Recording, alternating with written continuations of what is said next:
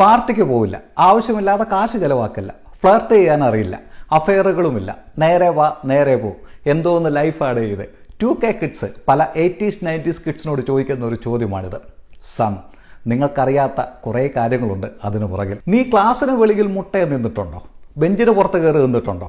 പോട്ടെ, സ്റ്റാഫ് റൂമിൽ നിന്ന് ചൂറിലെടുത്തുകൊണ്ട് വന്ന അതേ ചൂറിൽ നിന്ന് തല്ലു മേടിച്ചിട്ടുണ്ടോ? ഇന്നത്തെ ഒരു ലൈനല്ല അന്ന്. ആദ്യം അടി, പിന്നെ ചോദ്യം.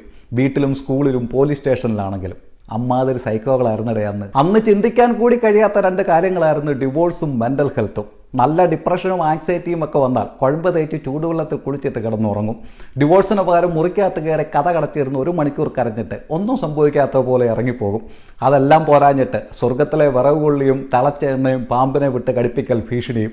ഇതിൻ്റെയൊക്കെ ബൈ പ്രൊഡക്റ്റ് ആയിട്ടുള്ള ഒരാൾക്ക് എങ്ങനെയാണ് മനസമാധാനത്തോടെ ഒരു പാർട്ടിക്ക് പോകാൻ പറ്റുന്നത്? ഹരിശ്ചന്ദ്രനും സ്വാമി വിവേകാനന്ദനും അംബേദ്കറും സുഭാഷ് ചന്ദ്രബോസും അബ്ദുൽ കലാമും ഒക്കെ ആക്കാൻ വളർത്തിയെടുത്ത ആൾക്ക് എങ്ങനെയാണ് ഫ്ലർട്ട് ചെയ്യാൻ പറ്റുന്നത്, ബെസ്റ്റി ആയിട്ടിരിക്കാൻ പറ്റുന്നത്?